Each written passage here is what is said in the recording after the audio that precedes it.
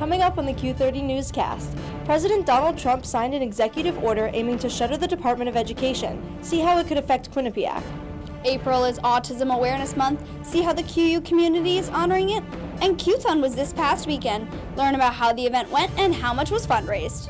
Also get a behind-the-scenes look into how the Student Programming Board plans Wake the Giant. All that and more coming up on the Q30 Newscast.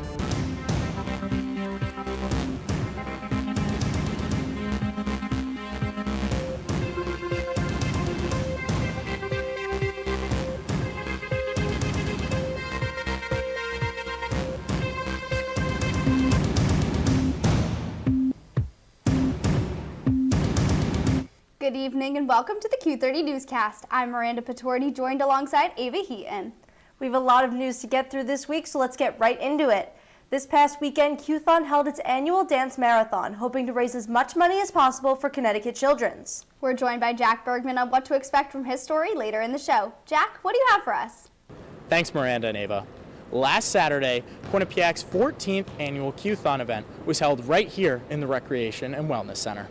This year, the Miracle Children had an opportunity to strut their stuff down the Bobcat Tunnel. I spoke to the executive director of QTHON, Sarah Springer, about QTHON's success and a few steps for even more improvement next year. Stay tuned to see how much money they raised at this year's event. Back to Ava and Miranda at the desk. In larger news, President Donald Trump signed an executive order looking to disband the Department of Education. Q30's Andrew Allison has more on how this move could impact schools like Quinnipiac. President Donald Trump signed an executive order calling for the breaking up of the Department of Education last week. Although the president can't completely dismantle the department because it is a cabinet-level agency, the restructuring will leave it a shell of its former self. The Department of Ed's function is to support state and local education systems, promote educational equity, and provide loans and grants to higher education institutions and students. The Department of Ed is also responsible for the free application for federal student aid, or FAFSA, and this includes granting federal work-study opportunities. For example, the Department of Ed gave Quinnipiac University almost $27 million as part of the Higher Education Emergency Relief Program during the COVID-19 pandemic, and part of that money went to individual financial aid grants for students. When asked how Quinnipiac is handling this, John Morgan, Associate Vice President for Public Relations, said this: Quinnipiac University remains steadfast in its commitment to supporting students by providing access to financial aid resources. We are closely monitoring the situation, including the potential closure of the U.S. Department of Education and the possible transfer of federal financial aid programs, including Pell Grants, to the Small Business Administration. At this time, federal financial aid programs remain in place, and Quinnipiac will continue to guide and support students in navigating any potential changes. Quinnipiac also receives grants from other federal agencies to support certain philanthropic programs. Outside of Quinnipiac, the Trump administration also froze around $14 million that were supposed to go to Connecticut school districts. Many school districts will not receive the money that they had already included in their budgets. The actions by the Trump administration continue to cause uncertainty for Americans, as now money for educators and students is at risk. Students, please do not hesitate to reach out to the Office of Financial Aid or the Student Services Office if you have any questions or concerns. Reporting from the Quad for Q30 News, I'm Andrew Allison. As we near the end of the school year, preparations are beginning for the next. Housing selection has been taking place throughout this week. Rising juniors selected both today and on Tuesday, while selection for rising sophomores will take place next week, Monday through Wednesday, depending on randomly assigned lottery numbers. Along with housing selection, students are working to finalize their schedules for both summer courses and the fall 2025 semester. Registration for all students is open now until April 17th for summer and fall courses. Self-service will then close before reopening on April 28th until May 19th. Students will also be able to modify summer 2 courses from May 27th till July 8th and fall courses from July 15th until the start of the semester. It's also time for FAFSA applications. Priority processing applications were due on Tuesday, but the final federal deadline isn't until June 30th. If you have any questions, you should contact your assigned financial aid counselor. April is Autism Awareness Month, and today specifically is also National Autism Awareness Day. It's an important time to recognize the impact of inclusivity and honoring differences. Q30's Sydney Weimer has more on the importance of this month. Nationally, April is known as a time to promote the understanding and acceptance of individuals on the autism spectrum. Beginning in 1970, psychologist Bernard Rimland, who specialized in autism research, began to spread the word that April should be recognized as Autism Awareness Month. 18 years later, in 1988, Rimland's movement became nationally recognized by former President Ronald Reagan, officially becoming a national month of awareness. Symbolized by the puzzle piece, autism awareness is a cause supported by countrywide organizations such as the National Autism Association and Autism Speaks, educating on characteristics, symptoms, and the ways of communicating with those on the spectrum. Here on campus, the student-run organization Autism Alliance centers on providing autism spectrum education, awareness, and advocacy to the Quinnipiac community, helping to promote a more inclusive student body. For more information on autism awareness, be sure to check out MyQ for more inclusivity resources, or even check out QU Autism Alliance on Instagram. Reporting from outside the Arnold Bernard Library, Sydney Weimer, Q30 News. Majorly, a career services platform, partnered with Quinnipiac's Career Center to help students in the School of Business enter their ideal career. They are hosting walk-in resume reviews in School of Business 251. 2 sessions have already happened, but there is still time, Thursday from 9 a.m. to 4 p.m. and Friday from 2 p.m. to 5 p.m. Earlier today, the Recreation and Wellness team hosted their version of Wellness Wednesday. The event was held in the lobby of RecWow with the theme revolving around the dangers of vaping and drug use. Informational pamphlets and awareness resources were handed out to students, and a mental health survey was offered for a chance to win a $75 Amazon gift card. Along with that was free stickers and tote bags. Well, Miranda, they say April showers bring May flowers. I've heard that once or twice before, which begs the question, what will these first few days of April look like? Luckily, we have Joe Flynn in studio to answer that for us. Joe? Thanks, guys. The phrase April showers bring May flowers is definitely ringing true with this first week of April. Let's take a look at the forecast. So today we had a high of 47 degrees with a low of 32. There was originally a few showers in the forecast, but those didn't really happen. However, Thursday and Friday we are looking at some rain, some scattered showers with a high of 62 degrees and a low of 40 degrees on Thursday. And on Friday we also have a high of 62 with a low of 48.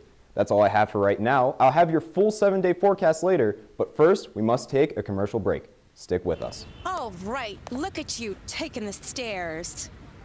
Who are you? We're your lungs. We are proud of you for quitting smoking, but you still may be at risk for lung cancer. A routine cancer scan can detect it early when it's more curable. Good to know. Well, I gotta go somewhere. So do we. Listen to your lungs. Get a routine screening that could save your life. Talk to your doctor and learn more at savedbythescan.org. Multiple studies have shown that marijuana can slow both driver reaction and response time, which can be really dangerous. He's here. He's here. Wait. What? I can't drive. Why? My. Oh.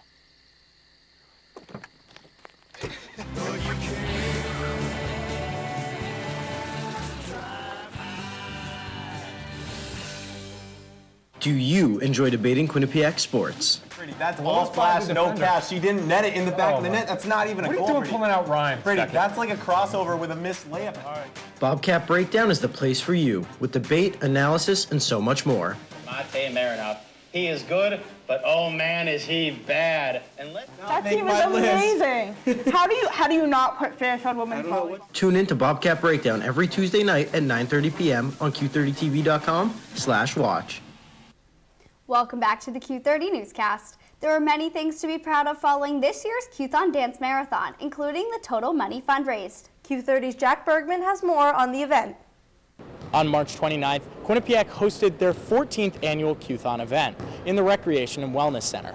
Executive Director Sarah Springer was incredibly excited about this year's outcome. I totally think it was a success. We were able to raise over $180,000, which was crazy, seeing as last year we raised $141,000, so it was almost a $40,000 increase. So really, really incredible. We also saw so much more participation from the Quinnipiac community, which was also really, really amazing to see. One of the major changes this year was the creation of the Bobcat Tunnel and finding more ways to constantly improve the experience for the Miracle children. So that was one thing we decided to change this year. In the past, we've had the blow-up Bobcat kind of in the corner, and being able to hear their stories and the things that they like have been a little bit harder to hear just because they were all the way on that side of the gym. They didn't have as much of a time to kind of walk down the runway and have that extra special moment for themselves. So we decided this year to move the Bobcat to a different location in order to give the children that entire runway to walk all the way up to the stage and then be able to stand on the stage with their family as well. So we had the tape on the ground so that students knew where to stand. I think that was really helpful as well, and there was so many people in that line cheering them on.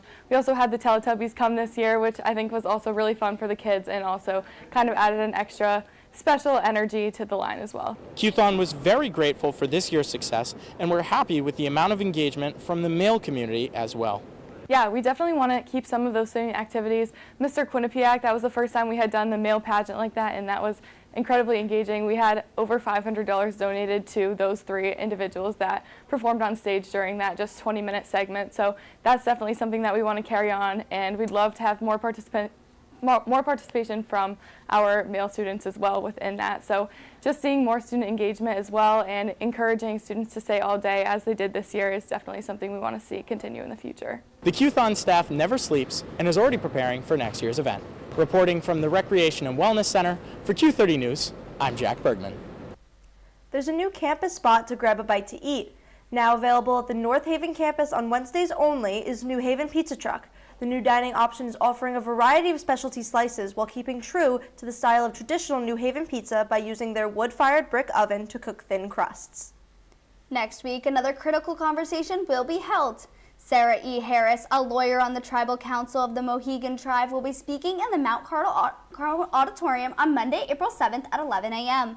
Harris previously worked as a lawyer in Washington, D.C., representing Native American tribes, tribal entities, and tribal organizations. Sticking with our nation's capital, there was a lot happening in U.S. politics this week, and it was tough for me to keep up. Good thing we have Samantha Shaw here to break it all down for us. Thanks, Ava and Miranda. There's so much going on in the world of politics, so let's not waste any time. Starting in the races, Judge Susan Crawford has won Wisconsin's Supreme Court race, causing the court to retain liberal majority. The win comes after Elon Musk spent $20 million in an effort to uplift Republican candidate Brad Schimel, along with other out-of-state donors pouring money into the race. Shifting down to Florida, the special elections for the vacated congressional seats have now been filled by Republicans Randy Fine and Jimmy Patronis, as Republicans keep a slim majority in the House of Representatives. Moving to the Senate floor, New Jersey Senator Cory Booker now holds the record for the longest Senate speech after speaking for over 24 hours about his concerns regarding the Trump administration's policies. The speech began on Monday night at approximately 7:19 p.m. and the senator yielded around 8:05 p.m. last night.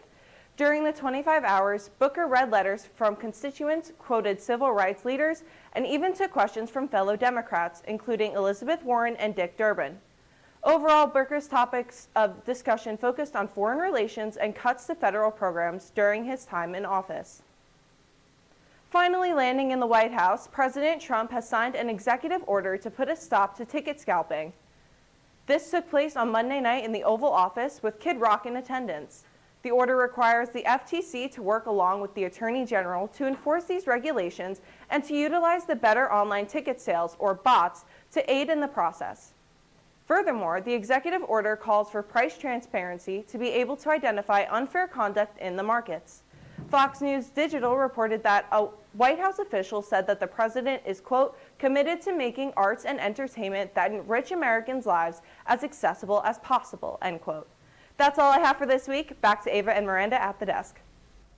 Thanks, Samantha. Now we have to take another break here on the Q30 Newscast, but when we come back, we'll have the details on how gum may be unsuspectingly hiding something. And an update on the top headlines from all around the country. We'll be right back.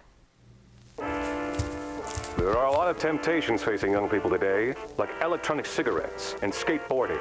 Each vape pod can contain the same amount of nicotine as a pack of cigarettes. This can lead today's youth to a lifelong addiction and severe lung damage.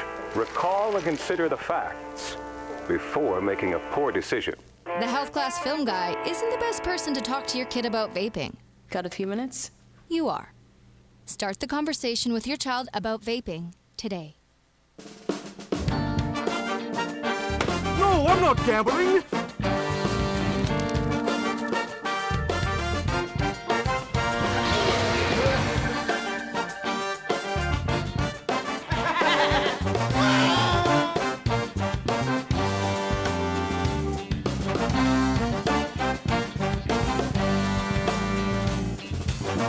Live from the Piazza, it's Quinnipiac tonight!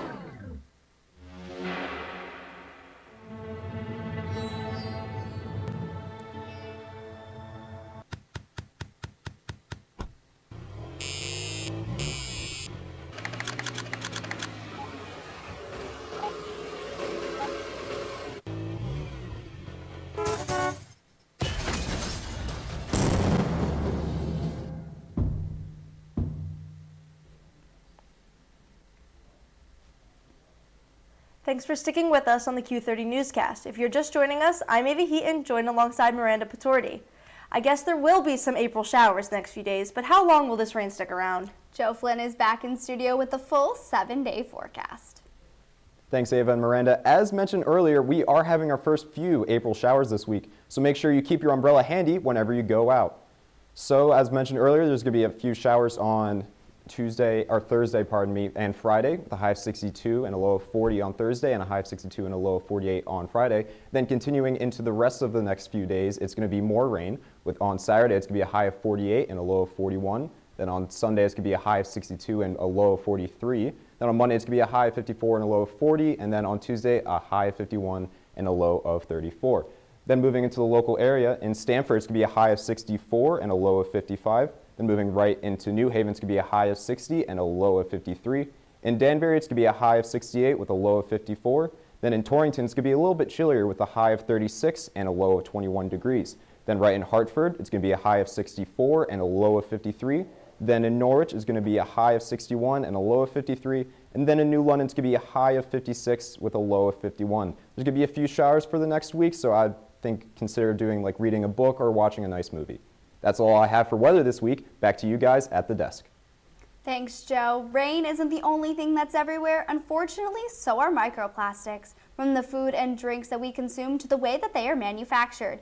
One area that hasn't been widely researched, though, is chewing gum. A new study has found that chewing gum releases up to thousands of microplastics for every gram, and while the long-term effects remain unclear, emerging evidence points towards several potential health concerns. Now, on a more serious note, there were no shortage of national developments this past week. Q30's Jason Salio is here to keep us up to date on all that is happening. Thanks, Miranda and Ava. We have a lot of news to cover this week, so let's get right into it. Millions of Americans experienced a storm system threat on Sunday. The storm impacted the lower to middle Mississippi Valley, the Great Lakes, and the Ohio Valley. Residents in these regions faced harsh winds, tornadoes, heavy rain, and even hail. Over 400,000 power outages were reported in Indiana, Michigan, and Wisconsin. The storms moved towards the east coast Monday and is currently dying out. The Storm Prediction Center estimates the storms to be gone by this weekend. In Minnesota, a plane crashed into a home Saturday afternoon. Authorities said that there were no reported survivors on the plane. All residents of the home were evacuated safely. A spokesperson from U.S. Bank claimed that the vice chair of the company may have been on the plane. The statement mentioned that the plane was in his name and was confirmed by the Federal Aviation Administration and the Office of the Minnesota Secretary of State's business records. Though he's believed to be dead, there is still no official statements on his well-being. Wildfires are still burning in the Carolinas. The fires are believed to have been caused by the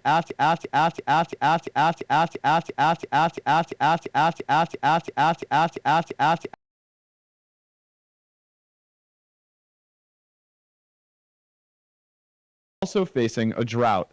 Currently, the rain from the storm system that moved east is helping firefighters to contain the fires. Around 100 residents as of Monday night have evacuated, and no one has been reported injured at this time. Well, Ava and Miranda, that's all the news I have for you. Time to go back to the desk. Now to step outside the United States and take a look at global news. Evangeline Crosley has more on what's been going on around the world. Thanks, guys. From a massive earthquake to a broken ceasefire, there's a lot happening around the globe. In the Southeast Asian nation of Myanmar, the search continues for survivors after a 7.7 magnitude earthquake struck near the city of Mandalay. It happened this past Friday. Officials are saying this is the largest earthquake to hit the country in more than a century. Over 3,000 people are dead as of today, with 72 still missing. The quake toppled many buildings, trapping and killing those inside. The UN is encouraging the global community to ramp up aid to the country before the monsoon season worsens the catastrophic conditions. Meanwhile, to the north, the U.S. has reached separate deals with both Ukraine and Russia to pause some forms of attacks against one another. The deal was reached on Tuesday of last week. It aims to prevent attacks in the Black Sea and against energy targets. The Trump administration has been pushing to end the war in Ukraine since he entered office in January. Trump has even threatened secondary tariffs on Russia if they prevent the peace deal. In the time since the deal was met, both Russia and Ukraine have accused one another of launching drone attacks. No attacks have been confirmed in either countries. Keeping on the topic of treaties, Israel shattered their 2-month-long ceasefire with Gaza almost 3 weeks ago. Since then, the IDF have resumed their offensive in Gaza, killing hundreds of Palestinians.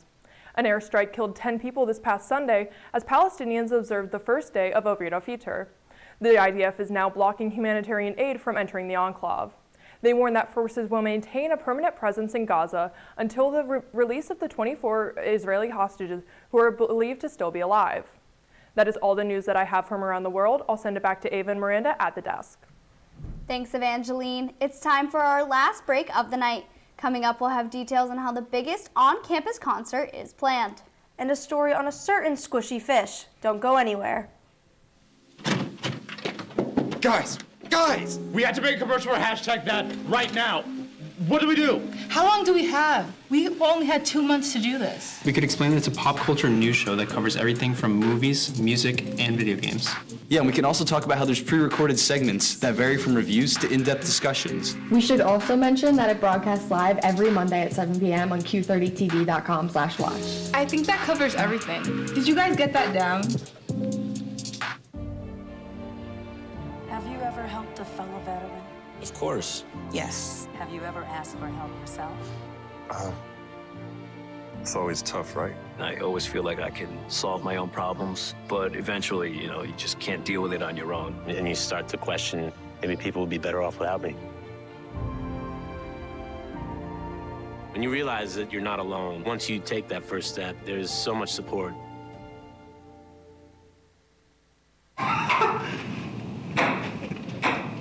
Here at Sports Pause, we like to have balance between having fun and working hard. Sometimes that competition we cover gets into our producing.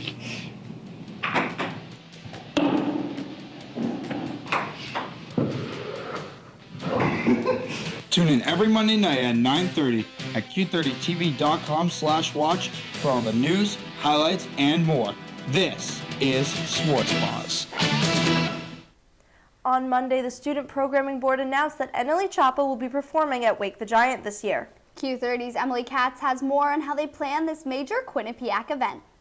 Now that we have entered April, it's that time of the year when Quinnipiac University's highly anticipated Wake the Giant concert returns. Wake the Giant, organized by the Student Programming Board, brings thousands of students together and takes months to prepare. Basically, it's like a lot of conversation of who we want and who's been playing colleges, who's popular right now. And then meanwhile, like while all that's happening, we're also onboarding directors that work with me for our merch, our hospitality, which is like our dressing rooms. The Student Programming Board built excitement ahead of this year's artist reveal by introducing a unique digital approach. And we thought of like the March Madness idea of doing a bracket, and we thought that could be really fun. And so me and my marketing director, we worked together to kind of build up this bracket with potential artists. The bracket was intended to work is kind of who do you think is going to Wake the Giant rather than who do you want. The final artist reveal took place in the Piazza, and reactions were electric. We had a huge turnout of people. There were people like lined along the steps of the Piazza as well as like filling all the seats. This event requires a large team effort and careful coordination. Well, it goes from like the small group of like me and my advisors of like the 3 of us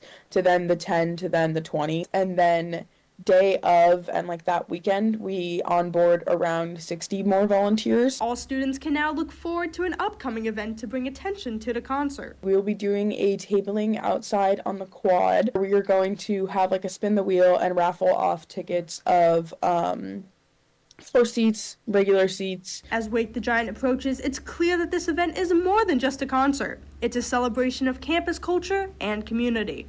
Wake the Giant is looking like a concert you won't want to miss, but if you're looking to get involved, keep your eye out for a volunteer form coming from the Student Programming Board this Friday. Reporting from the Student Center for Q30 News, I'm Emily Katz. So Ava, I heard you were in Allentown this past weekend for the men's ice hockey tournament. I was, Miranda, and it was a lot of fun, but I'm not sure what else went on in Quinnipiac sports this week. Good thing we have Brittany Braun-Lieben here to fill us in. Thanks, Ava Miranda. A lot has happened in the sports world this weekend, so let's get right into it. On Friday, the Quinnipiac men's ice hockey team took a trip to Allentown to compete in their 6th consecutive NCAA regional appearance. The number 3 seeded Bobcats took on the number 2 seeded UConn Huskies and lost 4-1. The lone goal for the Bobcats was scored by Jeremy Wilmer. UConn will win its first ever NCAA tournament game.